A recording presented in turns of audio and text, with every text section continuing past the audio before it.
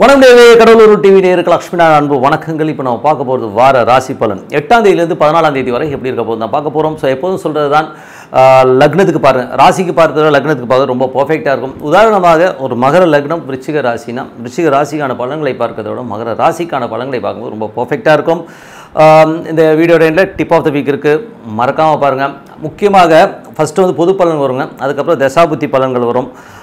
அப்போது வந்து உங்களுக்கு என்ன தசாபுத்தி அந்தரம் நடக்குதோ அதையும் வந்து நீங்கள் மிங்கிள் பண்ணி பார்க்கும்போது ரொம்ப பர்ஃபெக்டாக இருக்கும். முக்கியமான ஒரு டிப்ஸ் என்னென்னா, உங்களுக்கு வந்து இந்த வாரம் ரொம்ப ஜாகிரதையாக இருங்க. வண்டி வாகனங்கள் ஓட்டுறவங்க இவங்கெல்லாம் வந்து கொஞ்சம் ஜாகிரதையாக இருக்கணும். அயல் நாடுகளில் இருக்கவங்களும் வந்து சேஃப்டி மெஷர்ஸ் எடுத்துக்கிறது ரொம்ப ரொம்ப அவசியம். காரணம் என்னென்னா, உங்களுக்கு வந்து கிரக நிலவரங்கள் வந்து கொஞ்சம் ஏடாகுடமாக இருக்கிற ஒரு காம்பினேஷனாக இருக்குங்க. உதாரணமாக சொல்ல போனோன்னா ராகு வந்து இதுவரை ரேவதி நட்சத்திரத்தில் பிரயாணம் பண்ணிட்டு இருந்த ராகு வந்து 8ஆம் தேதியிலேருந்து பார்த்தீங்கன்னா அது வந்து உங்களுக்கு உத்திரட்டாதி சனியுடைய நட்சத்திரத்தில் ட்ராவல் பண்ணுற ஒரு காலகட்டங்கள். ஸோ அப்போ என்ன ஆகும்னு சனியும் வக்கரமாக போயிட்டுருக்கு.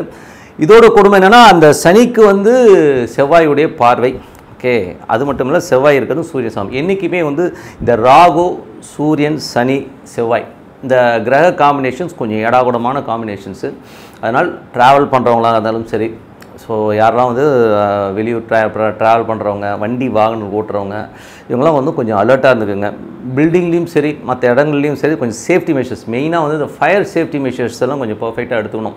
ஏன்னா வந்து அந்த மாதிரி ஒரு சூழ்நிலை ஏற்படுது, அடிதடி ஏற்படுவதற்கான வாய்ப்புலாம் நிறைய இருக்குது. ஸோ அதனால் ரொம்ப கொஞ்சம் ஜாக்கிரதையாக இருக்கணும். பாருங்கள், இப்போவே கூட அதோடைய ஒரு சாராம்சமாக தான் பார்த்திங்கன்னா, இன்றைக்கி வந்து ஒரு சாமியார் வந்து ஒரு கூட்டத்தை கூட்டியிருக்காரு. ஸோ அதில் வந்து பார்த்திங்கன்னா நெருக்கி அதில் வந்து எத்தனையோ நூற்றுக்கணக்கான பேர் வந்து இறந்துட்டாங்க. ஸோ இதெல்லாம் வந்து அறிகுறிகள். ஸோ மெயினாக இந்த ஒரு 8ஆம் தேதியிலிருந்து ஒரு 12 தேதி வரை வந்து ரொம்ப ரொம்ப ரொம்ப ரொம்ப எல்லோருமே ஜாக்கிரதையாக இருக்க வேண்டிய ஒரு காலகட்டங்கள். ஸோ கொஞ்சம் பார்த்து எல்லோருமே வந்து சேஃப்டியாக இருந்துக்குங்கிறது தான் உண்மையான விஷயம். ஏன்னா உலகம் முழுவதும், நமக்கு மட்டும் இல்லை உலகம் முழுவதுமே வந்து நிறைய ஒரு மாறுதல்களை எதிர்பார்க்கக்கூடிய ரொம்ப இன்னல்கள்னு சொல்லலாம். மாறுதல்ன்றதை விட இன்னல்கள். சேஃப்டி மெஷர்ஸ் பார்த்து எல்லாமே ஜாக்கிரதையாக இருங்க. ஓகேங்களா? ஸோ அதை தான் சொல்ல வரோம். இப்போது ராசி பலன் போகலாம். மகர ராசி. ஸோ மகர ராசிக்கு வந்து பார்த்திங்கன்னா உங்களுக்கு ராசியாதி சனி வந்து 2ல் இருக்கும்போது கொஞ்சம் அந்த அடமெண்ட்டாக பேசுறது, கொஞ்சம் எமோஷனாக இருக்கிற மாதிரி விஷயங்கள் இருக்கும். பட் இருந்தாலும் பணம் ஏதாச்சும் வரதா இருந்தாலும் பெரிய பணம் வர்றதுக்கோ ஒரு தொழில் ரீதியான விஷயங்களோ ஒரு பெரிய பணத்துக்கான ப்ராஜெக்ட்ஸ் வர்றதுக்கான வாய்ப்புகள் நிறைய இருக்குது. அது ஒரு நல்ல விஷயந்தான். ஸோ அதுக்கப்புறம் 3. ஸோ 3ஆம் அதிபதியான இல்லை 3ல் வந்து பார்த்திங்கன்னா ராகு இருக்கிறது வந்து பார்த்திங்கன்னா அது வந்து சனியுடைய சாரத்தில் போகும்போது பெரும் பணம் சார்ந்த விஷயங்கள்லாம் வரதுக்கான வாய்ப்புலாம் இருக்குது. குடும்பத்தில் வந்து சின்ன சின்ன கலகங்கள் வரதுக்கான வாய்ப்புலாம் ரொம்ப கவனமாக இருக்கணும். ஸோ அது வந்து பார்த்திங்கன்னா 3ஆம் அதிபதியான குரு. 3ஆம் அதிபதியான குரு வந்து பார்த்திங்கன்னா உங்களுக்கு 6ல் இருக்கும்போது நிறைய வேலை விஷயங்களில் வந்து நிறைய பிரயாணங்கள் மேற்கொள்வதற்கான வாய்ப்புகளும் நிறைய இருக்குது. ஸோ அதெல்லாம் ஒன்றும் பண்ண முடியாது. 4ஆம் அதிபதி 4 மற்றும் 11ஆம் அதிபதியான செவ்வாய். ஸோ வந்து 4ல் வந்து ஆட்சி பலத்தோடு இருக்கிறதும் நல்ல சிறப்பான பலன்களை கொடுங்க. வாரத்தின் இறுதி பகுதியில் சூரியனுடைய சாரத்தில் போகும்போது கொஞ்சம் எமோஷன்ஸை கொடுக்கும். வேலையில் வந்து மேலதிகாரியோட தொல்லைகளோ ஒரு ப்ரெஷரோ இருக்கிறதுக்கான வாய்ப்புகள் இருக்குது. கடன் சம்பந்தமான விஷயம் ஒரு ப்ரெஷர் இருக்கும். ஸோ அதுதான். ஸோ அதை கொஞ்சம் பார்த்துருந்துக்குங்க. மற்றபடி வந்து பார்த்திங்கன்னா உங்களுக்கு வந்து 5ஆம் அதிபதியான சுக்கிரன் வந்து 6ல் இருந்து புதன்கிழமை வர 6ல் இருக்கும்போது நல்ல ஏற்றங்கள் நல்ல லாபங்கள் இருக்கும். பட் இருந்தாலும் குழந்தைகளுடைய விஷயங்களில் வந்து கொஞ்சம் அந்த ஒரு சின்ன சின்ன வாக்குவாதங்கள் இருக்கும். மற்றபடி எல்லாமே சிறப்பு தான். ஸோ அதுக்கப்புறம் பார்த்திங்கன்னா 5ஆம் அதிபதி 7ல் இருக்கும்போது குழந்தைகள் விஷயங்களால் வந்து கொஞ்சம் உங்களுக்கும் ஒய்ஃபுக்கும் ஒரு சின்னதாக ஒரு வாக்குவாதங்கள் வரதெல்லாம் வந்து தவிர்க்க முடியாது. மற்றபடி எல்லாமே சிறப்பு தான். அது பெரிய ப்ராப்ளம் வந்து சின்னதாக இருக்கும்.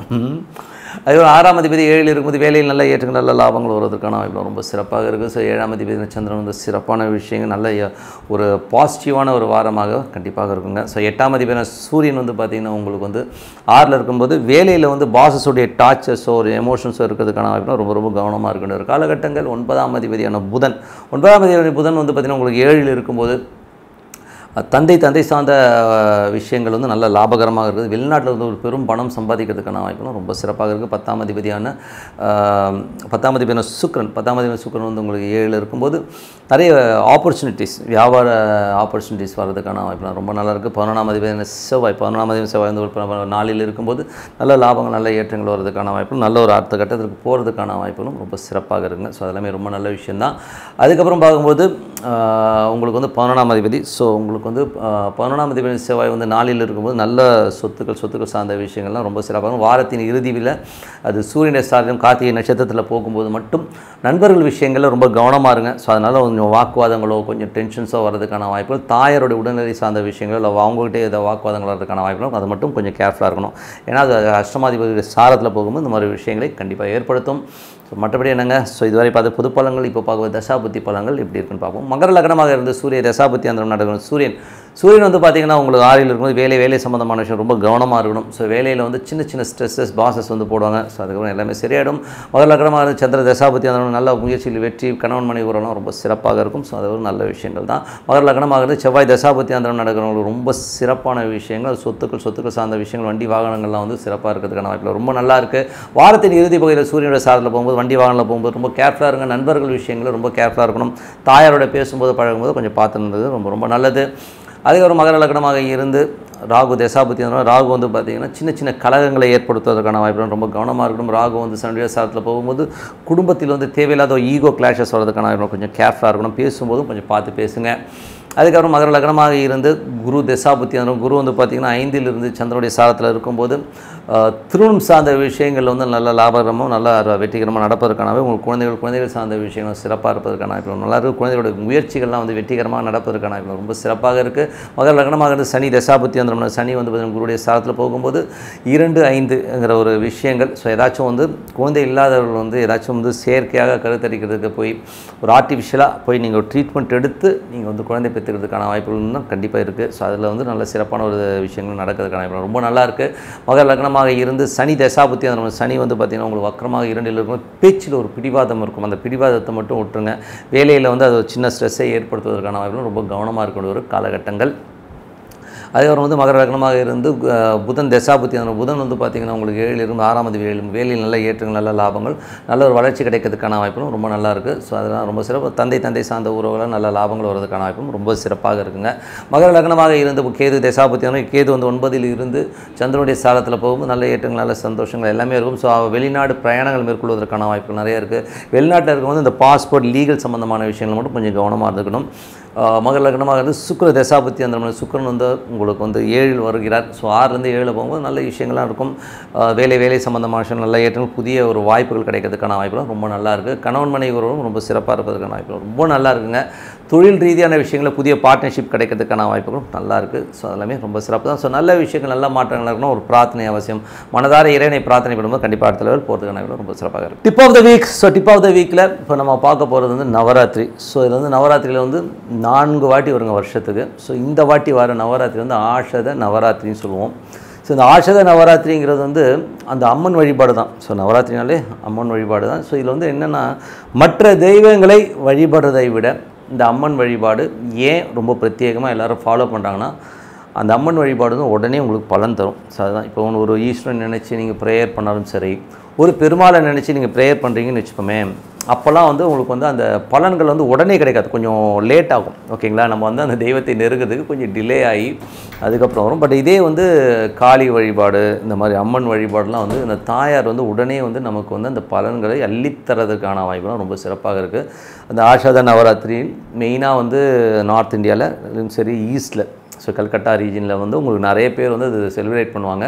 அதுலேயும் வந்து பிரத்யேக தெய்வமாக வந்து வராகியை வந்து அவங்க வழிபாடு பண்ணுவாங்க. ஸோ நீங்கள் வந்து வராகியை தான் எடுக்கணும்னு இல்லை, பட் அவங்க வந்து வராகியை தான் வந்து மேஜராக வச்சு ஆஷத நவராத்திரியை வந்து ரொம்ப பெருசாக வந்து செலிப்ரேட் பண்ணுவாங்க. அது 9 நாள் விரதம் இருந்து அதை வழிபாடு பண்ணுறதும் ரொம்ப சிறப்புங்க.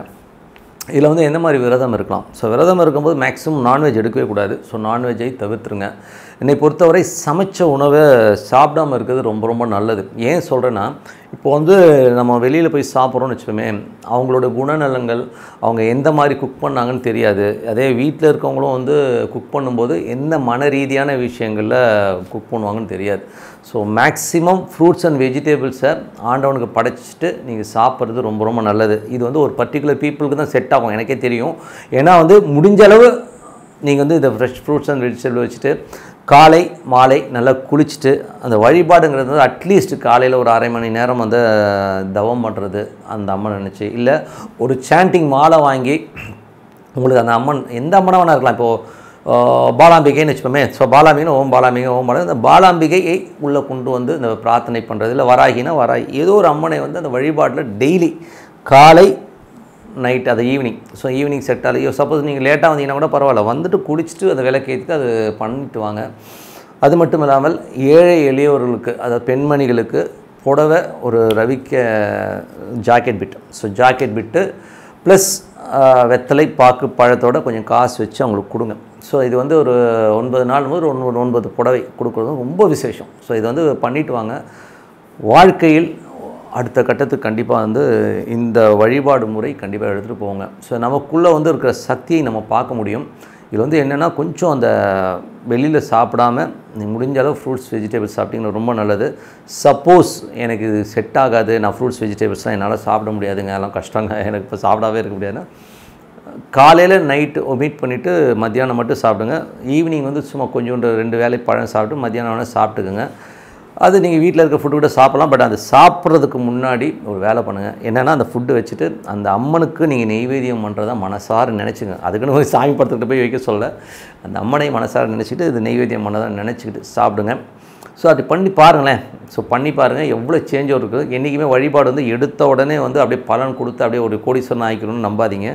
முதல்ல வந்து உங்கள்கிட்ட மாற்றத்தை ஏற்படுத்தும். ஸோ இது வந்து வழியாக இப்போ 4 நவராத்திரினா 4 நவராத்திரியும் ஃபாலோ பண்ணிட்டு வரும்போது ஒரு காலகட்டத்தில் ஒரு வருஷம் நீங்கள் இது ஃபாலோ பண்ணும்போது அடுத்த நவராத்திரி வரும்போது அப்படியே பண்ண கொஞ்சம் கொஞ்சமாக ஒரு சேஞ்ச் ஓவர் வந்து அதுக்கப்புறம் பார்த்திங்கன்னா ஒரு 1 இயர் 2 இயர் கழிச்சு பார்த்திங்கன்னா உங்களுடைய வளர்ச்சி வந்து பெரிய லெவலில் இருக்குங்கிறது தான் உண்மையான விஷயம். காரணம் தெய்வத்தை நமக்குள்ளே கொண்டு வரது தாங்க பிரார்த்தனை. இதுக்காக வந்து ஒரு ரெப்ரஸன்டேட்டிவ்லாம் யாரும் தேவையில்லை. இந்த நடுவில் ஒரு சாமியார் ஏதோ மீட்டிங்கை கண்டக்ட் பண்ணி வச்சுட்டு அவன் போலீஸாக இருந்துட்டு இந்த மாதிரி பண்ணியிருக்கா. அப்படியே கிட்டத்தட்ட எத்தனை பேர் இறந்துருக்காங்க. அங்கே வந்த மக்கள் எந்த மாதிரி மக்கள்ங்கிறத வந்து நான் பார்க்கும்போது இந்த டிவியில் பார்த்தீங்கன்னா அங்கே மொபைல்ஸ்லாம் கடந்து பார்த்தீங்கன்னா எதுவுமே ஆண்ட்ராய்ட் ஃபோனே இல்லைங்க, எல்லாமே பட்டன் ஃபோன். நீங்கள் நல்லா கவனிங்க, பட்டன் ஃபோன்ஸாக இருக்குது. அப்போ அவங்களுடைய அறிவு எவ்வளோ பாவம், ரொம்ப கீழே இருக்க மக்கள் இறந்து போனாங்க. ஏன்னா அவங்களுக்கு வந்து அந்த கூட்டத்தில் எப்படி போகிறதுன்னு கூட தெரியாமல் தப்பன்னு மாடு மாதிரி ஒருத்தர் மேலே ஒருத்தர் மிதித்து மோதி ரொம்ப கஷ்டம். ஸோ இது வந்து கரெக்டான ஒரு பிளானிங் இல்லாதனால இந்த விபத்து நடந்தது. நமக்கு வந்து இறைவனை வழிபட எந்த ரெப்ரஸன்டேட்டிவும் தேவையில்லை, சாமியார் தேவையில்லை. நீங்கள் சாமியை வந்து உங்கள் அம்மாவை பார்க்கலாம், அப்பாவை பார்க்கலாம், தங்கச்சியாக பார்க்கலாம், ஃப்ரெண்டாக பார்க்கலாம். நான்லாம் ஃப்ரெண்டாக பார்ப்பேன். ஓகேங்களா? நான் எங்கள் அம்மா நான் ஒரு வழிபடுற தெய்வத்தை என்னம்மா எப்படிமா இருக்கிறேன்னு தான் போவேன். அதுக்கு குளிக்கணும்னு அவசியம் கிடையாது, நீ இப்படி இருக்கணும்னு அவசியம் கிடையாது, எதுவுமே கிடையாது. சும்மா மூஞ்சியை கழுவிட்டு போய் உட்காருங்க போதும். ஓகேங்களா? மனதார தூய்மையோடு உட்காந்து பிரார்த்தனை பண்ணிங்கன்னா அந்த பிரார்த்தனைக்கு வலிமை அதிகங்கிறது தான் உண்மையான விஷயம். ஸோ நல்ல விஷயங்கள்லாம் பண்ணோன்னா பிரார்த்தனை ரொம்ப அவசியம். இந்த மாதிரி ஒரு வழிபாடு ஒரு 9 நாட்கள் நீங்கள் பண்ணும்போது பாடியும் பார்த்திங்கன்னா உங்களுக்கு ரெஜினேட் ஆகி ரொம்ப சூப்பராக இருக்கும். நீங்கள் கண்டினியூவாக பண்ணிட்டு வாங்க. ஸோ இந்த ஆஷாத நவராத்திரி எல்லோருமே செலிப்ரேட் பண்ணணும்னு சொல்லிட்டு உங்களிடம் விடைபெறுவது உங்களது லக்ஷ்மி நாராயணன். நன்றி, வணக்கம். கடவுள் அருள் டிவியை பார்த்தமைக்கு நன்றிகள். மேலும் இது போன்ற தகவல்களை தெரிந்து கொள்ள கடவுள் அருள் டிவியை சப்ஸ்கிரைப் செய்யுங்கள். மறக்காமல் பெல் ஐக்கானை கிளிக் செய்யுங்கள்.